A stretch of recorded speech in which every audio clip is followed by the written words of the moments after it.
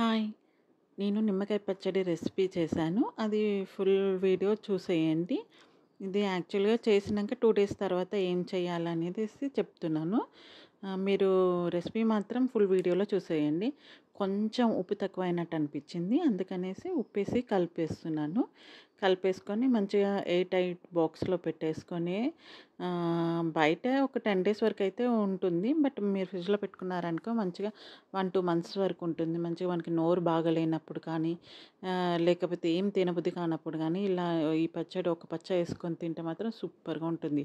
అదే పెరగన్నంలో ఏ దాంట్లోనైనా పెట్టుకోవచ్చు. పప్పు అంచుకి అలా. అండ్ ఈ రెసిపీ చూసి సబ్స్క్రైబ్ చేసుకునే వాళ్ళందరికీ థ్యాంక్ యూ అండి. అండ్ కొత్త వాళ్ళు ఎవరైనా చూస్తుంటే మాత్రం ప్లీజ్ సబ్స్క్రైబ్ చేసుకోండి. చాలా బావుంటాయి టేస్టీ రెసిపీస్. ఒకసారి చూసి సబ్స్క్రైబ్ చేసేయండి. Thank you for watching.